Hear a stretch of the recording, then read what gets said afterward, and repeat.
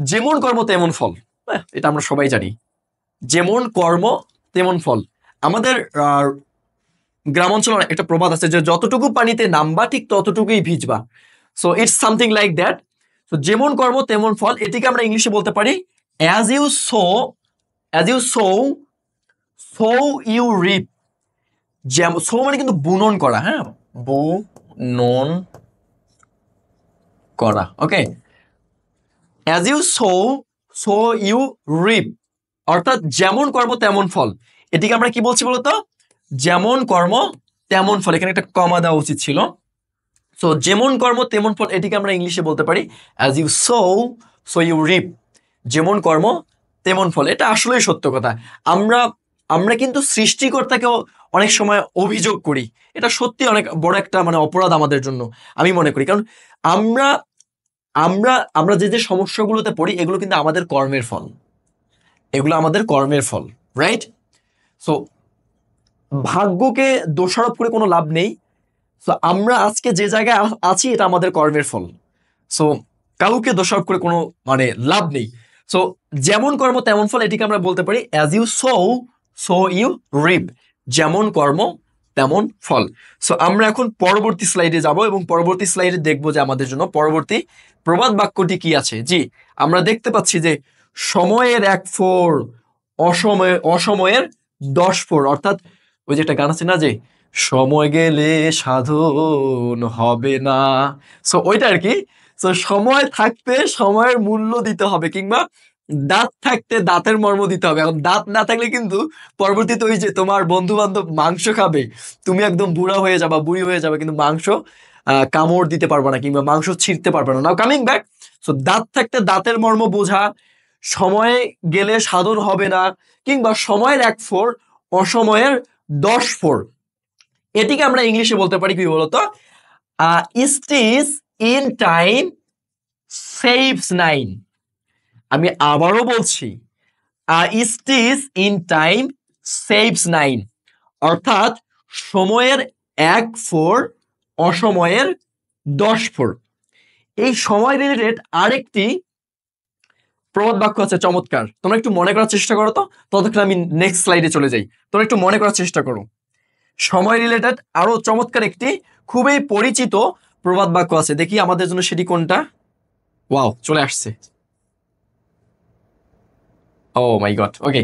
So আমরা সবাই এটা চিনি, সবাই জানি, শুনেছি। সেটা হচ্ছে যে সময় এবং স্রোত কারোর জন্য অপেক্ষা করে না। সময় এবং স্রোত কারোর জন্য অপেক্ষা করে না, রাইট?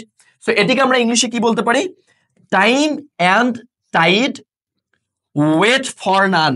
ভুলেও এখানে কখনো তোমরা বা কোনো দিনও ভুল করেও কখনো এখানে এস দিও না। ভুল করেও কখনো এখানে এস দিবা না।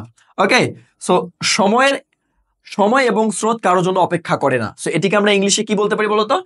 Time and tide wait for none, not waits. Okay, not waits for none. এখানে এজ হবে না। কেন এজ হবে না সেটি আমি অন্য কোনো একটা ভিডিওতে বলবো, এখানে বলছি না।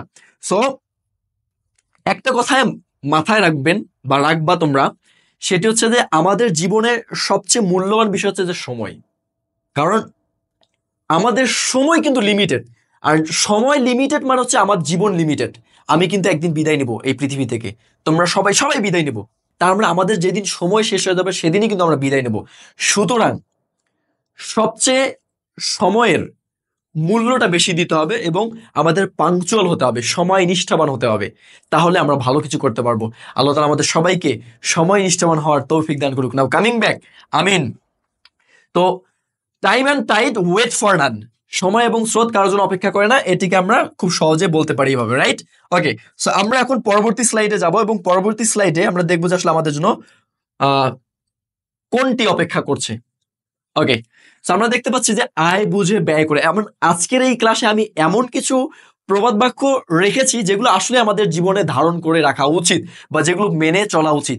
অ্যান্ড এগুলো কিন্তু খুবই আসে বিভিন্ন কম্পারেটিভ এক্সামে। সো আয় বুঝে ব্যয় করো, এটিকে আমরা কিভাবে বলতে পারি ইংলিশে বলো তো তোমরা একটু, কিভাবে বলতে পারি? তোমরা একটু আমার সাথে রিপিট করার চেষ্টা করো যে cut cut your coat according to your cloth. Cut your coat according to your cloth, অর্থাৎ আয় বুঝে ব্যয় করো, আয় বুঝে ব্যয় করো। সো এটিকে আমরা ইংলিশে কিভাবে বলতে পারি? Cut your coat according to your cloth. মানে তোমার কোটটাকে কাটো, বা তুমি যখন কোট তৈরি করবা সেটি মানে তোমার কতটুকু কাপড় আছে সেটি অনুযায়ী। এখন তোমার কাপড় অল্প, তুমি সাইজ দিছো অনেক বড়, তাহলে তো তোমার কোট হবে না, রাইট? সো ওইটা আর কি। বাট এগুলো কিন্তু এগুলোকে আক্ষরিকভাবে বা আক্ষরিক অনুবাদ করা যাবে না, কারণ প্রবাদ বাক্যর যে ইংলিশ এবং বাংলাটা একটু ডিফারেন্স হয়ে থাকে।